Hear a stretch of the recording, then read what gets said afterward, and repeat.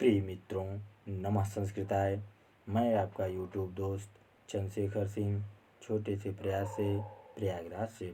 प्रिय मित्रों, आज हम लोग किरातार यूनियन का सामान्य परिचय और भारत का सामान्य परिचय जानेंगे। प्रिय मित्रों, किरातार यूनियन में द्वंद्व समास है और जो भारवी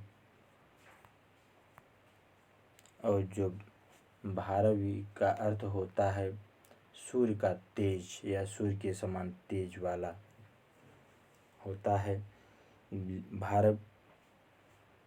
भारत जो हैं इसके किरातार यूनियन के लेखक हैं। इनकी विधा महाकाव्य है। किरातार यूनियन 18 सर्गों में विभक्त है। इसमें प्रधान रस वीर रस है। इसका उपजीव जहाँ से लिया गया है महाभारत के वन पर्व से लिया गया है। कथानक इसका है अर्जुन द्वारा भगवान शिव की तपस्या से पाशुपत अस्त्र की प्राप्ति। प्रमुख इसके जो पात्र हैं अर्जुन, द्रौपदी, युधिष्ठिर, भीम, नकुल, सहदेव, कृष्ण, वनेचर, सुयोधन। दुर्योधन को ही इसमें सुयोधन बताया गया है। इंद्र, किरात वेशधारी शिव, व्यास, यक्ष आदि इसके पात्र हैं। भारत का प्रमाणिक जीवन वृत्त सर्वथा अप्राप्त है। कुछ किंवदंतियाँ प्रचलित हैं। महाकवि दंडी विरचित अवंती सुंदरी कथा के अनुसार भारत का जीवन वृत्त निम्नलिखित है। भारत चालुक्यवंशी सम्राट पुलकेशिन द्वितीय के अनुज विष्णुवर्धन 615 ईस्वी के मित्र सभा पंडित राजकवि थे। इस पे सूक्ति भी कहा गया है। सह मेधावी कवीर विद्वान भारवीं प्रभवां गिराम अनुरुद्धया करोन्य मैत्रीं नरेन्द्र विष्णुवर्धने। भारत का वास्तविक नाम दामोदर है।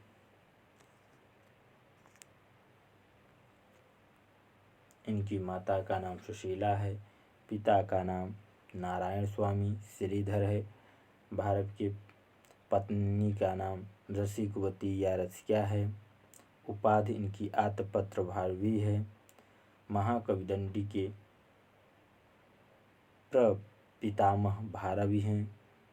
भारत कौशिक गोत्रीय ब्राह्मण थे।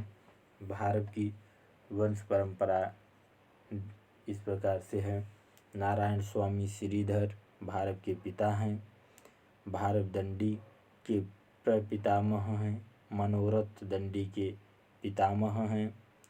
वीर गौरी दंडी के पिता माता हैं। दंडी भारत के प्रपौत्र हैं। दंडी की रचना 10 कुमार चरितम है।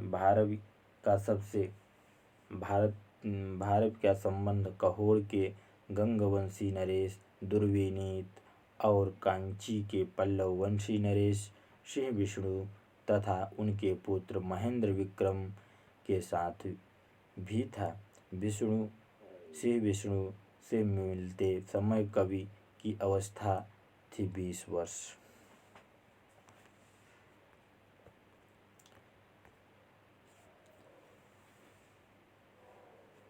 और इस महाकवि भारवी जो हैं संस्कृत साहित्य के दैदीमान नक्षत्रों में से एक थे। यानी भारत की जो कृत किरातार यूनियन है महाकाव्य है, उच्च कोट का है। बृहत्रयी का प्रथम रत्न है जो 18 सर्गों में विभक्त है। इस 18 सर्गों में 1040 श्लोक बताया गया है और कुछ लोग इसी में 1030 ही श्लोक मानते हैं। महाभारत के सभा पर्व से ली गई है यह किरातार यूनियन। उस पर सभा पर्व वन पर्व से भी आप लोग को बताए थे, वन पर्व से ली गई है। किरातार यूनियन से ली गई है जिसमें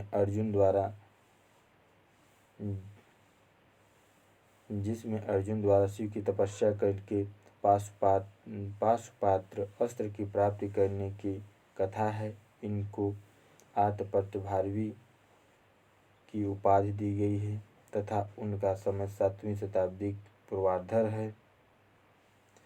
और जैसे कालिदास उपमा के लिए प्रसिद्ध है, वैसे ही भारवी अर्थ गौरव के लिए प्रसिद्ध हैं। तथा इसी पर मल्लिनाथ ने घंटा पर टीका लिखा है, उपमा कालिदासस्य भारवे अर्थ गौरवम दंडे पदे लालित्यम माघे संत त्रयो गुणा।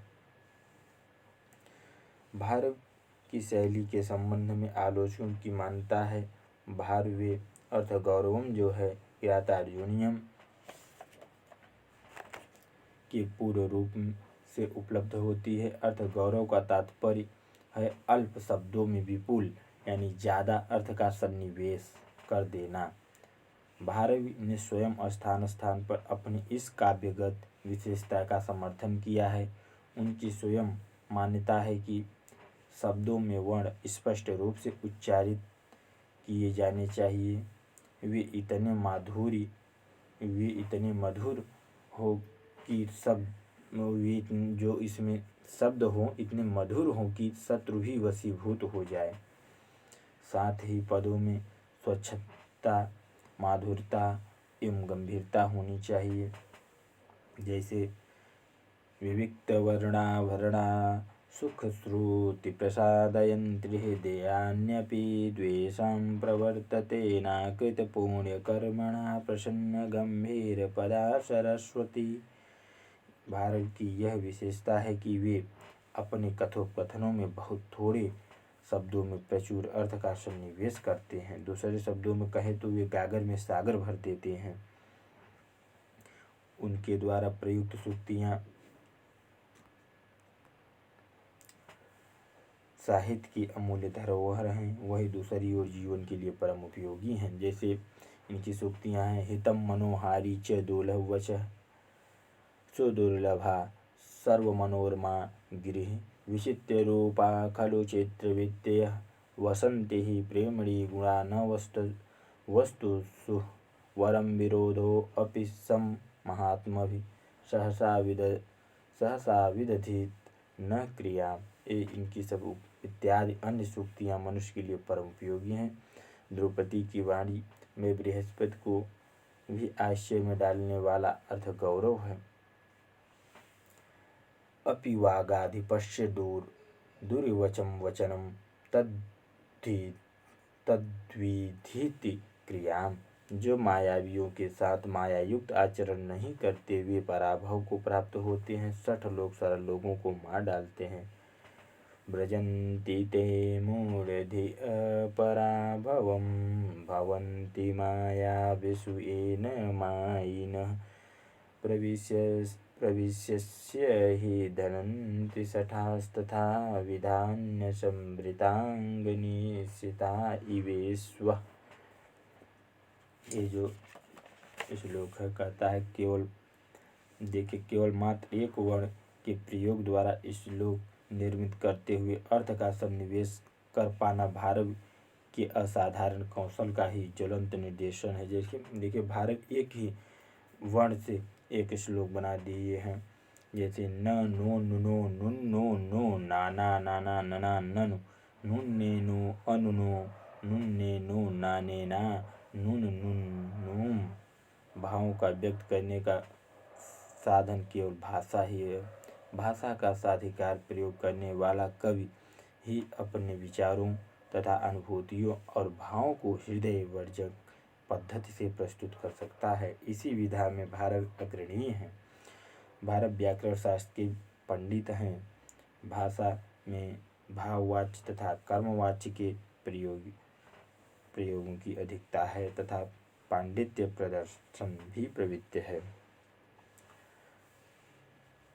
भारव की शैली के प्रसंग में डॉक्टर भोलाशंकर व्यास के विचार है कि भारव का अर्थ कालिदास के अर्थ की तरह अपने आप में सूखी लकड़ी की तरह प्रदीप्त नहीं हो उठता।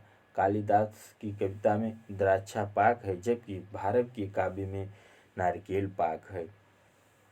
वहाँ नारियल तोड़ने की सख्त मेहनत के बाद उसका रस हाथ में आता है और कभी कभी तो उसको तोड़ते समय रस इधर उधर बह जाता है और उसमें से बहुत थोड़ा बचा हुआ ही सहृदय की रचना का आस्वादन होता है। आचार्य मल्लिनाथ ने ठीक ही कहा है, नारिकेल फलम सम्मितम वचो भारवे सबपति तत्व विभज्यते स्वादयन्तुम रसगर्भनिर्भम सारमस्य रसिका यथोसिक्तम।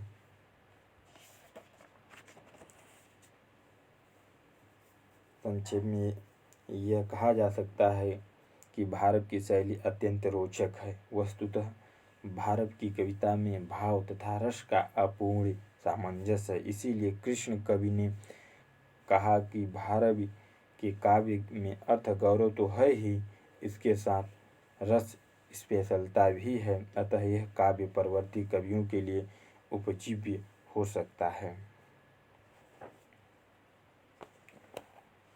और देखिए किरातार्जुनीयम का, आइए देखें संक्षिप्त कथा क्या क्या बताया गया है।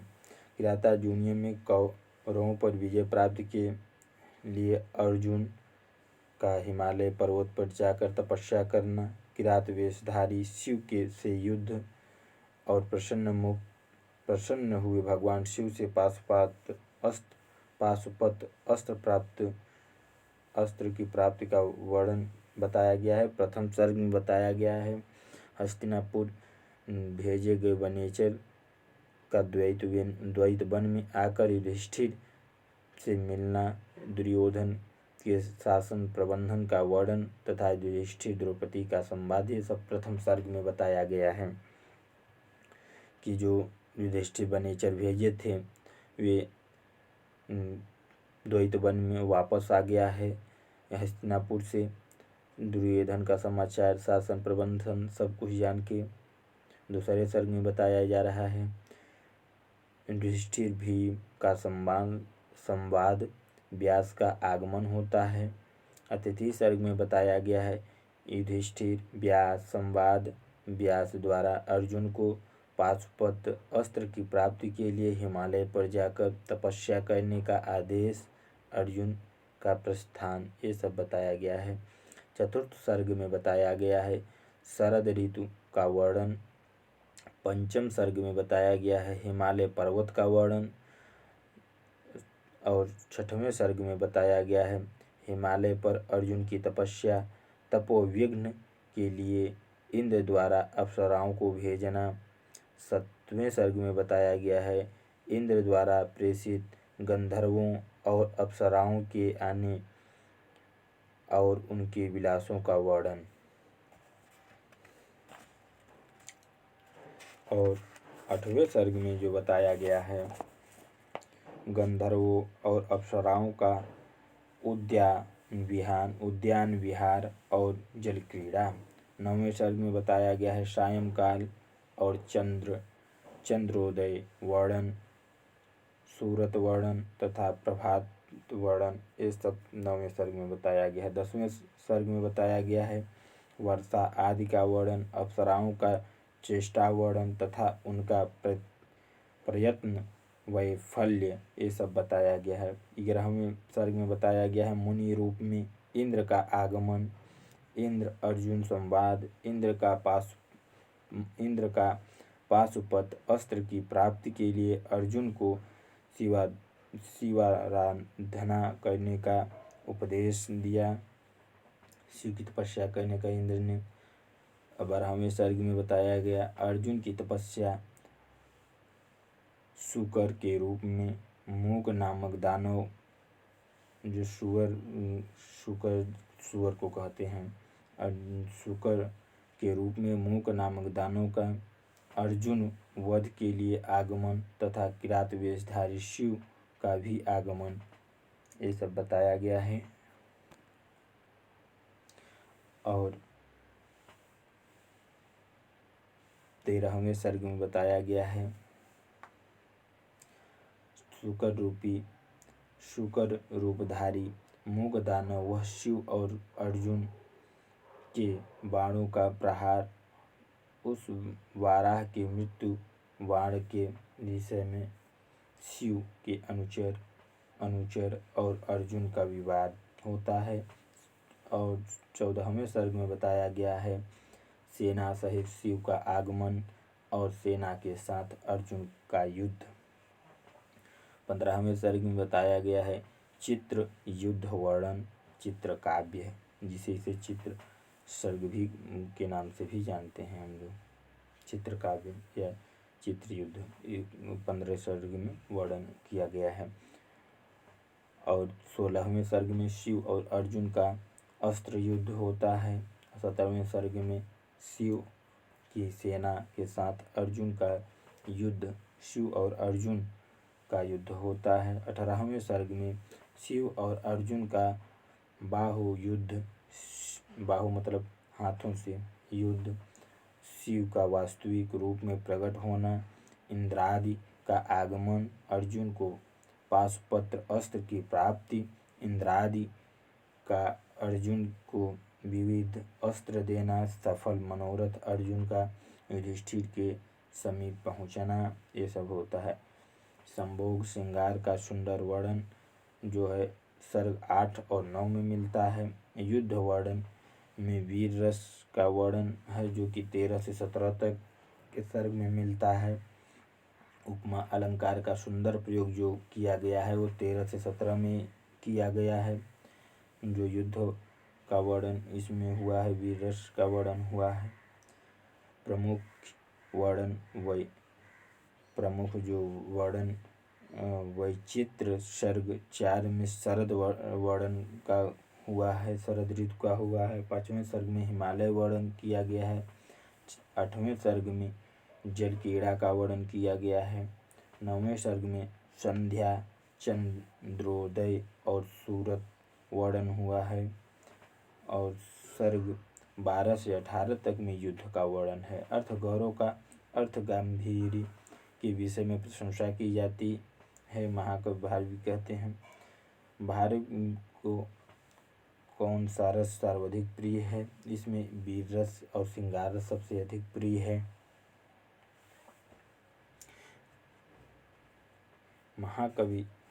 महाकाव्यों में रीति शैली के जन्मदाता कवि भारवी हैं। ग्रंथ के आरंभ में श्री शब्द तथा सर्गांत श्लोक में लक्ष्मी शब्द का प्रयोग किया है। किरातार्जुनीयम में श्री से श्लोक चालू हुआ है, लक्ष्मी से खत्म हुआ है। जैसे पहला इसका जो श्लोक है श्रियः करुणामधिपश्य पालिनी प्रजा से युक्त, ये वाला श्लोक है।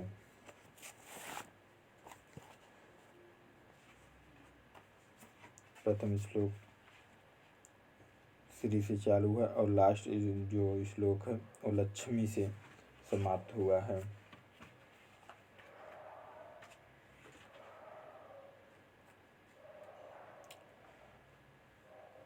और इसमें जो है भारत अर्थगौरव, देखिए इसकी जो भारत की प्रशंसा में कही गई सूक्तियाँ हैं, भारवी अर्थगौरवम या भारवेरियो भाग्वे, ये भी है।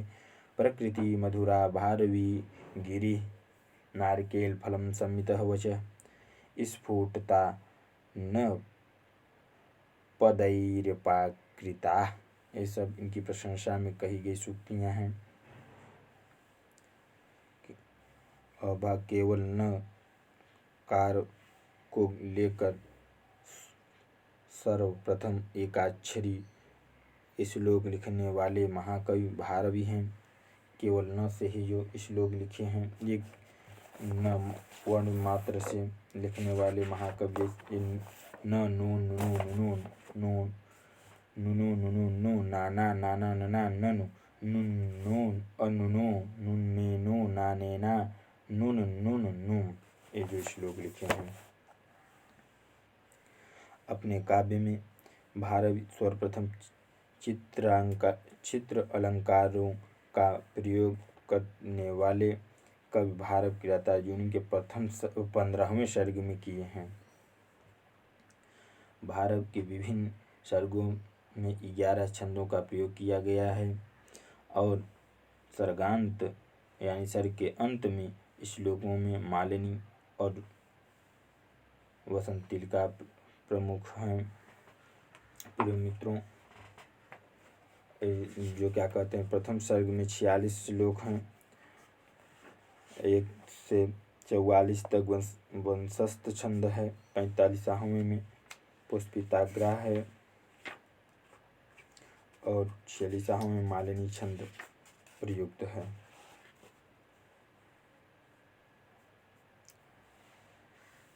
और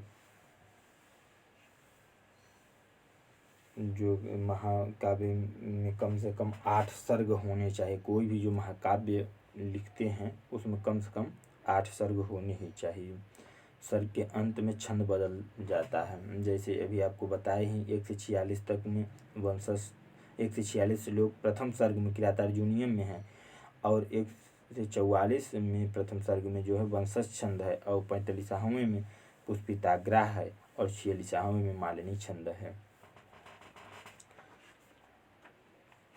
प्रिय मित्रों, आइए आगे देखते हैं।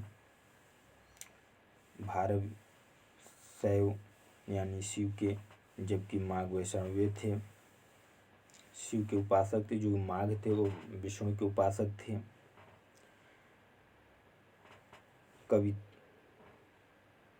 कविताश्रित कालिदास भारवी कीर्ति कहा गया है। प्रिय मित्रों, पाशुपत अस्त्र की प्राप्ति की कथा इसमें वर्णित है। किरातार्जुनी में कुल 25 छंद और मुख्य 13 छंदों का प्रयोग हुआ है। भारत का अत्यंत प्रिय छंद वंशस्थ है।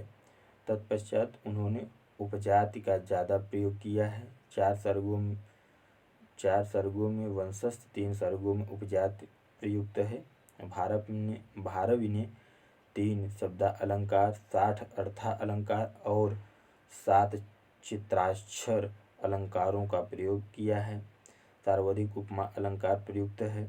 भारव ने किरात के 15वें सर्ग में युद्ध प्रसंग में चित्र अलंकारों का प्रयोग किया है। किरातार्जुनीय में वीर रस मुख्य रस है तथा श्रृंगार रस गौण रस है।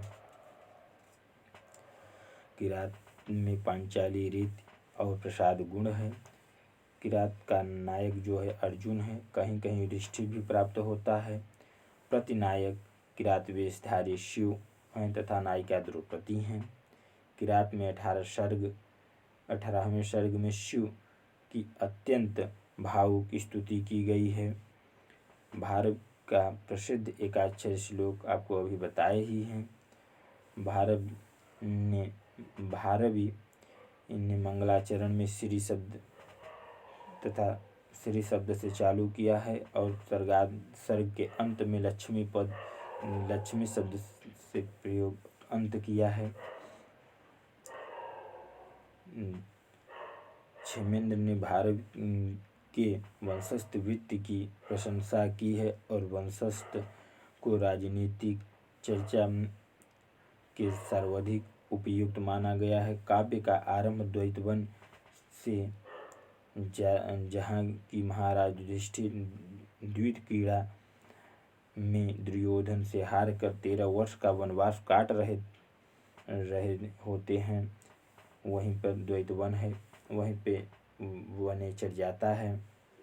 युधिष्ठिर द्वारा नियुक्त ब्रह्मचारी वेश धारण करने वाला गुप्तचर जो वनेचर है वहीं लौट कर जाता है और दुर्योधन के राज्य की शासन प्रणाली का वर्णन करता है। द्रौपदी इस समाचार से अत्यधिक क्रोधित हुई और युधिष्ठिर को युद्ध के लिए प्रोत्साहित करती हैं।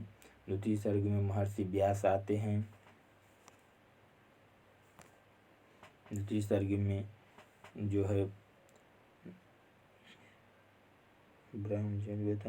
द्रौपदी समाचार से अत्यधिक दुखित हुई बताया आपको। द्वितीय सर्ग में जो है महर्षि वेदव्यास आते हैं और अर्जुन को पाशुपत अस्त्र प्राप्त करने की सलाह देते हैं।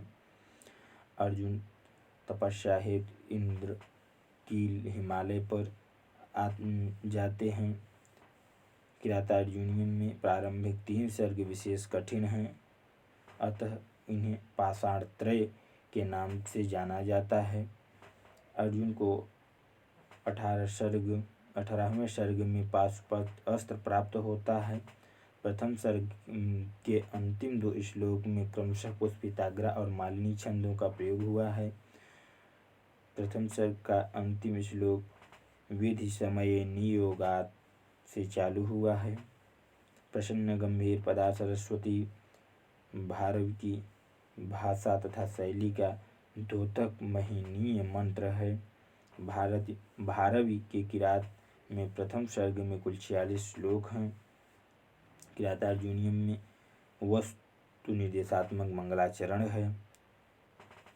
दुर्योधन के प्रजाभिषेक व्यवहार को जानने के लिए युधिष्ठिर ने वनेचर नियुक्त किया था। मित्रों, आज के लिए इतना है। नमः संस्कृताय।